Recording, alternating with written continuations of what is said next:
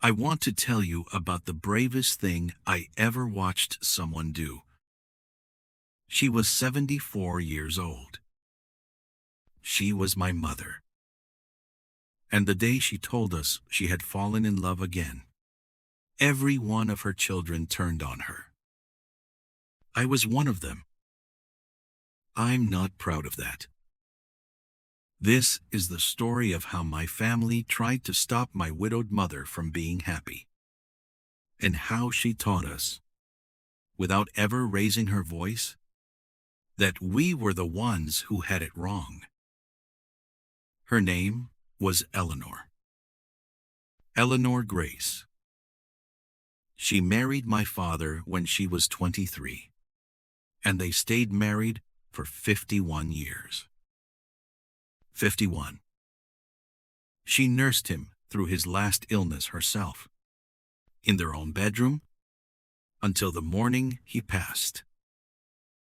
And then, for 4 years, I watched my mother slowly disappear. She stopped cooking for more than one. She kept the television on all night just to hear another voice in the house. When I called, she'd tell me she was fine.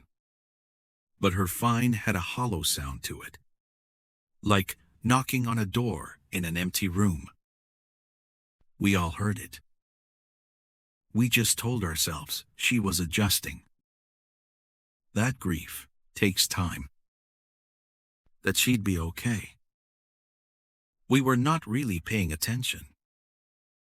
We were busy with our own lives, and a quiet mother is an easy mother to overlook. If you have an aging parent who lives alone, a mother, a father, a grandparent, please stay with me. Because what happened next taught our whole family 3 things about love: money, and growing old that nobody had ever bothered to teach us. 3 things. Why we really resisted when a parent finds someone new. How one honest conversation can protect both a family and its future. And the hardest truth of all, the one I didn't understand until it was almost too late. I'd give anything to have understood them 4 years sooner. It started at the county library, of all places. My mother had begun volunteering there on Thursday mornings, mostly just to have a reason to leave the house and put on a nice blouse. That's where she met Sam. Sam was a retired school teacher, 77 years old, soft-spoken, a widower who had lost his wife the very same year my mother lost my father. They understood each other's silence. They started with coffee after her shift. Then it was crossword puzzles on the library steps in the sun. Then Sunday drives out to the lake, where they'd sit and watch the water and not need to say much at all. And for the first time in 4 years, my mother laughed on the phone. Not the polite laugh she used to reassure us. The real one. The one I hadn't heard since before my father got sick. 9 months after they met, my mother gathered all of us at her house for Sunday dinner. She'd cooked the way she used to. The good plates, the tablecloth, a roast in the oven. And when the meal was done, she stood at the head of the table, and she put her hand flat on the wood the way she always did when she had something important to say. She told us that Sam had asked her to marry him, and that she had said yes. There was a long, terrible pause. I wish I could tell you we were happy for her. I wish I could tell you we stood up and hugged her. We didn't. My older brother spoke first. He kept his voice reasonable, but you could hear the suspicion underneath it. He wanted to know what we really knew about this man, where he came from, what he wanted with a 74-year-old widow. My sister started to cry. She said it felt like a betrayal of Dad. Like 51 years of marriage were being erased right there at the dinner table over a roast. And me?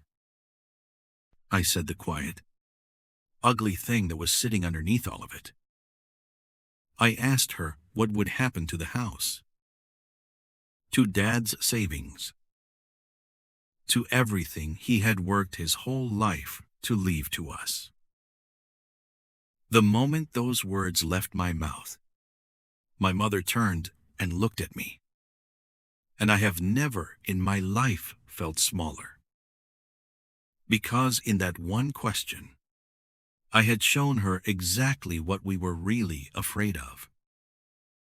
It wasn't my father's memory. It wasn't her safety or her heart. It was the money. It was the house. It was what the neighbors and the cousins would whisper at church. It was our own comfort, dressed up in the language of concern. My mother didn't raise her voice. She never did. She just looked at all of us, and she said, very quietly, I buried the love of my life. I sat with him every single night for 4 years, in a house that felt like a coffin.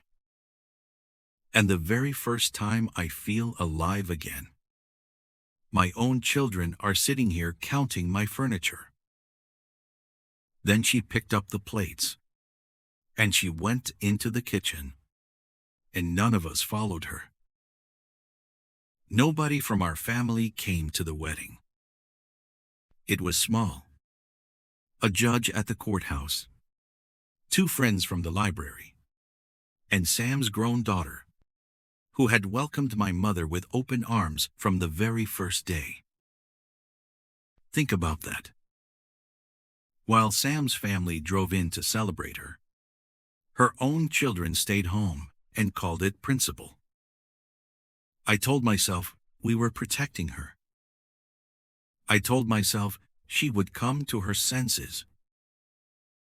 But the truth I had to sit with for a long time afterward, is that we were not protecting her at all. We were punishing her for choosing her own happiness without our permission. And here is the part I really need you to hear, because it is the thing that finally changed me. About a year after the wedding, my mother invited me to lunch. Just the 2 of us. I was braced for the lecture I deserved.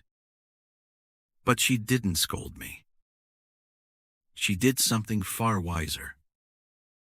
She reached into her bag and slid a folder across the table. Inside was a simple, plain agreement that she and Sam had drawn up with a lawyer before they ever got married. They had chosen, together, to keep their 2 homes and their savings completely separate. Everything my father had built would still come to his children, exactly the way he had intended. Sam's estate would go to Sam's children. Neither of them would ever touch the others. And that was the first thing my mother taught me that day. When love and money get tangled together in a family, do not whisper about it in the other room. Say it out loud. Put it on the table in the daylight. Because a fear you name out loud loses almost all of its power. And a fear you keep hidden only grows. Then she said something I have carried with me every day since. She folded her hands and she told me, I didn't sign that paper because I didn't trust Sam. I signed it because I love you kids. and I refused to let money be the thing that stood between us and my happiness. Do you see what she had done? In one honest conversation and one simple piece of paper, she had protected the relationship and the inheritance at the very same time. Not out of suspicion, out of love. For Sam and for us. And that is the second lesson. A clear, written agreement, made with a qualified attorney, before anyone gets married, does not kill trust in a family. It protects it. It takes the money off the table completely, so that love is allowed to just be love, and no one has to wonder about anyone's motives ever again. But the deepest lesson came later, and it cost me the most to learn. A few years into their marriage, Sam's health began to fail, and I started coming around to help care for them both. And in those long, quiet afternoons, the kind where there is nothing to do but sit and talk honestly, my mother finally told me what those 4 years alone had actually been like.